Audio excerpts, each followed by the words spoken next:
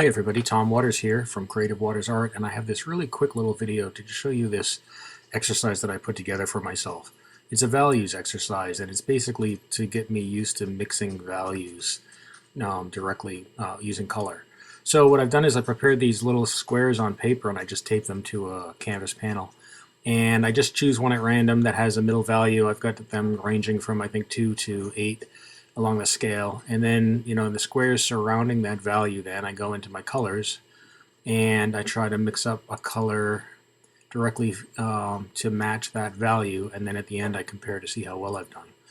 So you're going to see here that I'm going to start adding colors, and in this first one, just for demonstration purposes, I'm using a bunch of different colors, but it's a nice little exercise to warm up if you're about to do a painting and you know what your primary colors are going to be in the painting.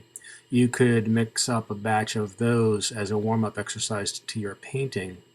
And for instance, if you're doing a landscape with a lot of greens and browns and earth tones, you could just use browns and earth tones. So again, what I'm doing is trying to match with my colors the value that I see in the center. And this is both the color mixing exercise as well as a value exercise. It gives me a quick opportunity to just sort of warm up and try to get into the practice of mixing my colors to the value that I want directly without having to do a lot of adjustment. You will see as I go on here that as I go in, I do adjust some of these. I put them down on the paper and can see that they're not quite right, so I make a determination to change that value. The other thing to keep in mind when you're doing this exercise is the colors because they're acrylic, they do dry darker. So that can be a challenge, and it's another thing that this exercise can help you get used to, is getting a feel for how much darker different colors will dry. Of course, the more translucent or transparent colors with a white background will be lighter than the more opaque colors.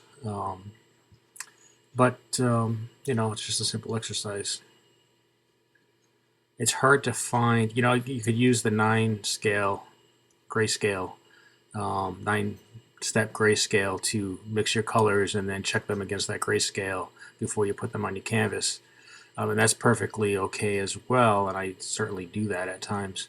But again, I'm trying to get myself trained as a simple exercise to be able to see the value that I want and then be able to mix it regardless of what tone or what color that I want.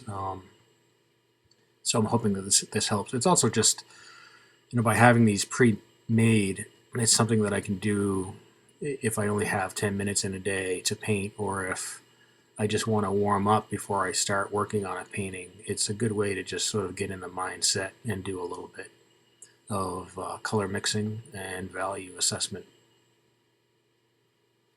I'll be finishing up here in a second, and then at the end, there's a couple of things you could do. You could take the 9-step grayscale and evaluate these and see how well you did. Or what I do is I just take a snapshot of it, and then because I'm good with Photoshop, I just put it into Photoshop, and then I open up a copy of that and I desaturate it, thus taking out all of the color and all of the saturation, and then look to see how well I did. So as I finish up here in a minute, you'll see the finished set of squares. And I don't know about you, but it can be really hard sometimes for some of these colors to be able to look at them and get a sense of how well they match against a certain grayscale. So that's why then I take that and I put it into Photoshop, and you'll see the side-by-side comparison here. Not too bad, not too far off. The two corners, lower left and upper right, are certainly the darker ones. But thanks for watching, and I hope you enjoyed this video.